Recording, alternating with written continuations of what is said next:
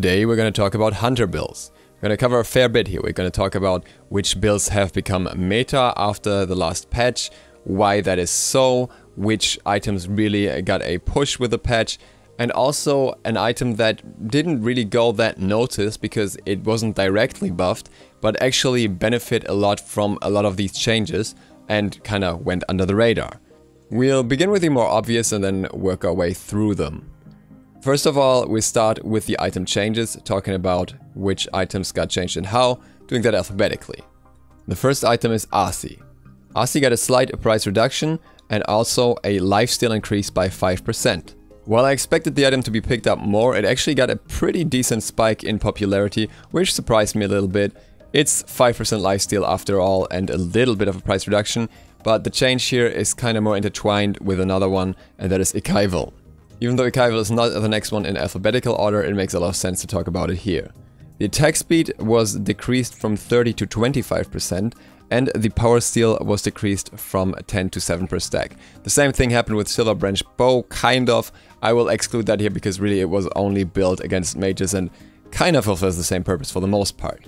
Ichaival lost a decent amount of value through that, but you have to keep in mind that this item was the top tier early aggression item for multiple seasons, and it was pretty much making any other hunter build options almost void because it just had no competition. No matter what build you were looking at, you could always throw in an Ichaival there and it would never be wrong. It would always increase your power spike for at least the time in the early game where you're building it, and that is okay as a bridge item, but it was just overpowering even Asi towards the end by a bit too much. Shooting slower while stealing less power per shot kinda means that the item is not gonna be as popular anymore and it isn't picked up nearly as much as before. However, another item has taken its place. We'll talk about that in a bit. The next item in alphabetical order is Deathbringer. Now Deathbringer received only a relatively minor change. The price was decreased from 3,200 to 3,000, which brings it a little bit more in line with Malice. It is still a very good late game item, it still has a very high damage in that context, but on the other hand, it is still a luxury item too. In most situations, many games are basically decided before this item is even built, even now that we go into very far late game. Deathbringer can be picked up just as much as it could before, it's just a slight benefit in terms of how much you have to pay for it and when you get that power spike in that regard. So nothing all too major in terms of how a build works, but rather just more a quality of life, if you will, or a very small bump for hunters in the late game where they're supposed to shine. A bigger change was created by the Devourer's Gauntlet change. The price increased by 50 gold, didn't really matter all too much. A power increase from 25 to 30, meaning this item would have the full power of an old stacked Ichaival from the start. Also a physical power increase from 0.4 to 0.5 per stack, but a stack decrease from 75 to 70. So an overall increase of 5 power on the stacks as well, making it a total of 65 power instead of 55, and a lifesteal decrease by 1%. Obviously, clearly in any direction a buff. Who cares about 1% lifesteal when you have more power to back it up? I wasn't exactly sure what to expect from this. Knowing that lifesteal was long time not favored by most players, I was curious to see if it would actually get picked up with a decent power spike for the item itself or if it would remain a niche pick. From what we see so far, it will probably be picked up a lot more. It is becoming very popular both in casual and high level play, so I would not be surprised if it's here to stay, at least for certain characters. Obviously not all hunters make equal benefit from it. You have those like Ullr for example, or like Skadi who will just benefit more from something like Trance for very high power and ability focused builds. But for those who benefit from a lifesteal in prior builds more than they did from power before the lifesteal tree kinda got nerfed a bit, Devourer's Gauntlet is now back in fashion. And another item comes along with that, which is Executioner. Executioner got a physical power increase from 30 to 35. I mentioned earlier that in the context of Ichaival I want to talk about another item as well, and that's Executioner. Now Executioner is more expensive obviously, and the percentage pen does not do that much early on, but in combination, the stats that this item has now are pretty much superior to Ichaival, especially if you're looking more towards late game or if you're building something else to bridge the gap beforehand, like for example Devourer's Gauntlet. So Executioner in itself becomes more effective from an ability perspective, especially with the extra power, but also the basic attack damage being increased. And it gives the item more outside of being a tank shredding item, maybe even too much. This way you can actually use Executioner to box another hunter effectively. You may be dealt slightly worse cards than somebody, for example, going for Ichaival early on, but only for a very brief time in the game, and then your power curve will ramp up compared to his, if even. It kind of depends a bit on the hunter you're playing and the situation you're in, because it's kind of power against pen, and if he manages to steal most of your power fast enough, then he will effectively have more damage through the flat pen. But if you hit him first and then you get some protection shred, percentage shred, it can even out, so it's kind of like a back and forth game in that situation particularly. But even the clear would be better with Executioner because you don't need to stack anything to get the power. So there are a lot of perks speaking for Executioner at this point. And then we have Poison Star having its crit chance increased by 5% from 15 to 20. And this is actually quite crucial. The base stats on this item otherwise aren't exactly crazy. 20 physical power and 15% attack speed. Compare that to Execution and you'll see it's not necessarily the best early game choice in most situations anymore. But the crit chance means that it is a very solid choice later into the game to transition into crit or as a secondary crit item. The effect of the item is still very strong. The 2 seconds poison with a slow and the damage output reduction, most importantly, will definitely have an impact in late game fights. And having this combined with a higher crit chance, meaning it's more likely to proc, is very good for the item.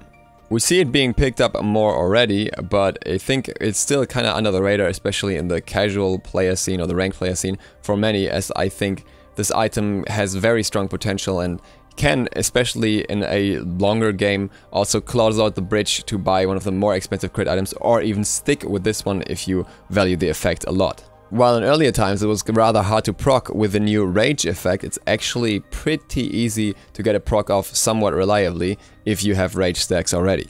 And that brings us to the last changed item, which is Titan's Bane. Titan's Bane had a simple cost reduction from 2300 to 2150. Doesn't sound all too crazy, but what you have to keep in mind is that this is geared towards structure push. Structures have more health now and you want to get through that somehow, and Titan's Bane has always been the primary choice for ADCs in that regard, especially if you don't have too much room to fit flat pen into your build.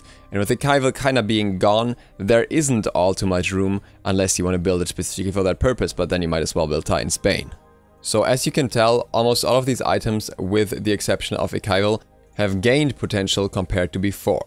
Deathbringer is a bit questionable because it's still a late game luxury item, so it's a bit of a question of how much of a difference do 200 gold really make at that point. The same could to some degree be said for Titan's Bane because it's built later in most builds. However, it's a lot cheaper, so not really a luxury item in the same context.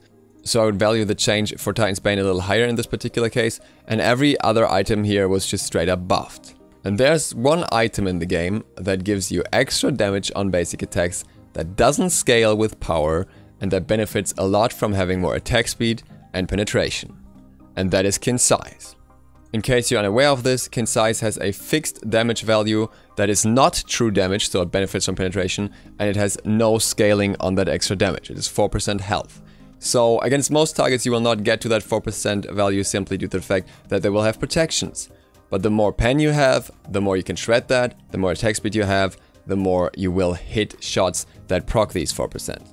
And we have items for that. We have RC, which is more beneficial to build, which already helps a lot against squishies in that context. We have Executioner, which is now better and comes with its own power, so even if you don't benefit from the power, you still have power to back up your abilities as well. You have Titan's Bane, which will also, once again, give you more penetration, so also very beneficial for Qins Sais. And then you also have a better Devourer's Gauntlet, and while Devourer's Gauntlet does not give you any of the stats that benefit Qins Sais, and it usually works better with crit, it's still very helpful when Devourer's Gauntlet is good, because if you don't opt into a crit build, then Devourer's Gauntlet will allow you to get the power that you need for your build and the lifesteal, and you can focus on attack speed and on penetration with the rest of your stats, which for example means that you can go into Ninja Tabi over Warrior Tabi, which is very beneficial for Qins Sais once again. And to close this off, people will always ask what is better. The DPS values for these builds have always been the same. Most changes here were more about prices or more subtle changes, with maybe the exception of Devourers and Executioner getting some more power. And those are kind of hard to factor in when it comes to DPS, because it's more about item efficiency in terms of gold. one thing stands and will pretty much always stand.